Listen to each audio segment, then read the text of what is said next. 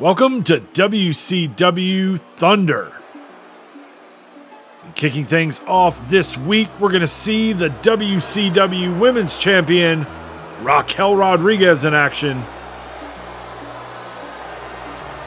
We found out earlier this week that the Royal Rumble winner, Becky Lynch, has already made her decision. She is going after Nia Jax in the WWE Women's Championship. And so Raquel's going to have to wait until Elimination Chamber to find out who her WrestleMania opponent is going to be.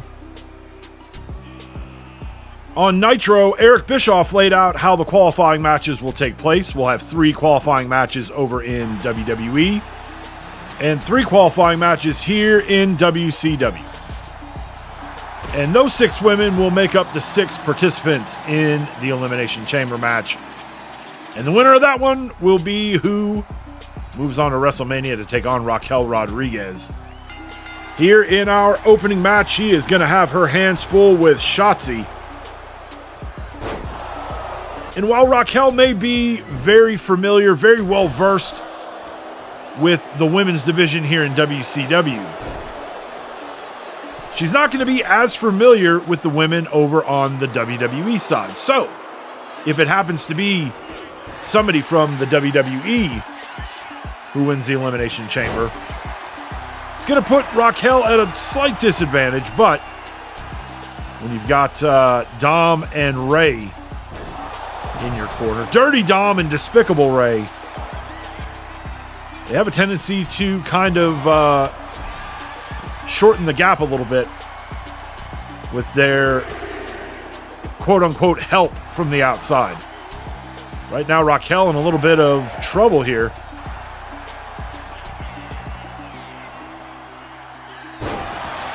Shotzi hooking both legs. Only gets a 2.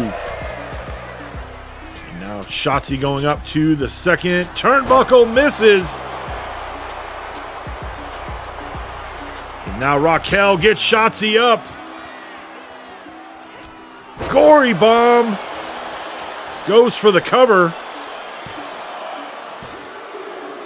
And Raquel Rodriguez, your winner. She picks up the win against Shotzi here in our opening match on Thunder.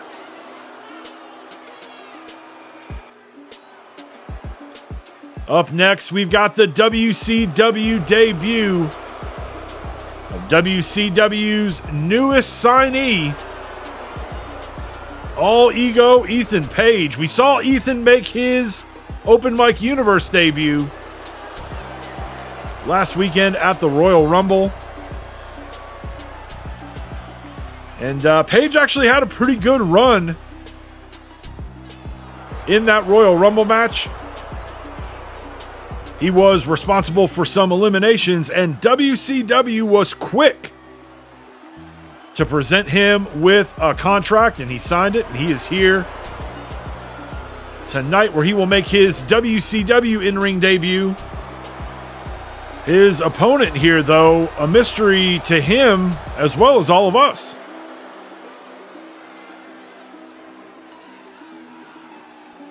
Looks like he's going to grab a mic and say a few things here. He says after his debut at the Royal Rumble, everyone in the world knows who All Ego Ethan Page is. And so whoever's in that locker room that wants to come out and try to make a name for themselves, come on out. Might not have been the smartest thing to do on your first night out. Who's it going to be? Stevie Richards. We saw Stevie make a special appearance in the Royal Rumble. Got an elimination in his time in there. He eliminated Andrade.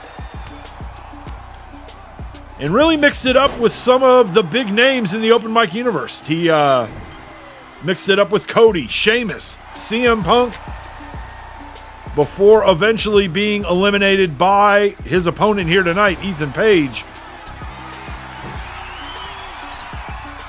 And we thought it was just going to be a one-off appearance for Stevie.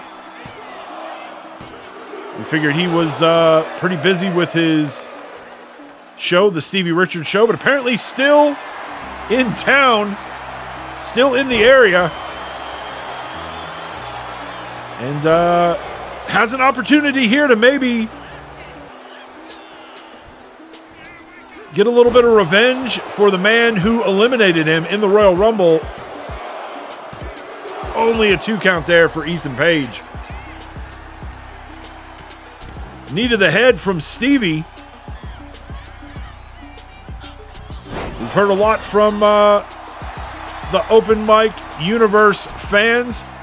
A lot of people saying Stevie still got it. And he showed it at the Rumble. Super kick. And definitely showing it here on Thunder. Goes for the cover, hooking the leg.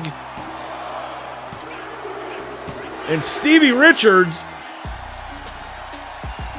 a non-contracted wrestler here in the open mic universe, just defeated the newest signee to WCW, Ethan Page. Next, we've got tag team action, the Alpha Academy. Otis and Tozawa and their opponents making their in-ring return here in the open mic universe, Luke Gallows and Karl Anderson. And they've got the Monster Abyss out in their corner. For those of you that are new to the open mic universe, the catalyst that kind of led to the change that we have seen in AJ Styles over the last handful of months all centers around Gallows and Anderson. They were both up for contract renewals. They felt that the offer that WCW presented them was kind of a slap in the face. And AJ took exception to that. AJ, who has been the face of WCW since day one in our open mic universe, really thought it was a slap in his face that his friends would be as disrespected as they were from WCW management. And again, while we may not agree with AJ's attitude as of late, we're talking about probably the most decorated tag team in WCW in the first 2.5 years of our universe. So their contract expires, they leave, and then they would make their return at STARRCADE when AJ took on Cody Rhodes for the WCW World title. That match was a no disqualification match. When it looked like Cody was going to put AJ down and retain the WCW World title, Abyss would hit the ring, hit Cody with a black hole slam, and allow AJ to get the 1-2-3 and become WCW World Champion again. After the match, Gallows and Anderson would hit the ring and celebrate with their best friend AJ Styles. And we still haven't gotten a clear answer from AJ as to what exactly is going on with Gallows and Anderson. What's going on with Abyss? Like I said, this is the first time we have seen Gallows and Anderson in the ring since they returned at STARRCADE. We did see Abyss in the Royal Rumble. And again, really, the whole purpose, I think, of him being in the Rumble was to try to prevent Cody Rhodes from winning it. Tozawa not looking too good here. Gallows with the cover.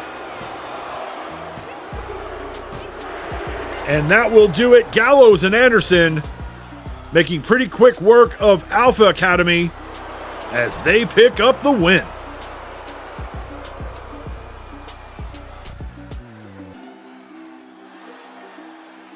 WCW Television Champion LA Knight On his way down to the ring, Knight, who at the Royal Rumble put to rest the 2 TV title nonsense that we've been dealing with for the last couple of weeks. Knight, the real WCW television champion, who had been out of action for a while thanks to AJ Styles. And while he was out, the former WCW television champion, The Miz, decided to start walking around with a replica TV title, calling himself the real TV champion. So at the Royal Rumble, both belts were hung above the ring, and we had a ladder match, just like we did back at WrestleMania 10 between Razor Ramon, the real Intercontinental Champion, and Shawn Michaels, the man claiming to be Intercontinental Champion. LA Knight was able to retrieve both belts, and now that 2-belt business is done for. Knight says, now that cosplay time with The Miz is over, the real television champion is standing before you. And now that The Miz is in the rear view, it's time to turn his attention towards that mouth breather, AJ Styles. So AJ, come down here and come face to face with the guy that's not only going to hurt you, but also take that WCW title from you at Elimination Chamber. And AJ Styles making his way into the ring. AJ says he can't believe it. LA Knight made it through a ladder match with The Miz and didn't get himself hurt. He just had to come out here and see it with his own eyes. Knight says, that's funny. Elimination Chamber, I'm coming to collect, champ. And that's not an insult, that's a fact of life. AJ says the only thing you're going to collect is more medical bills.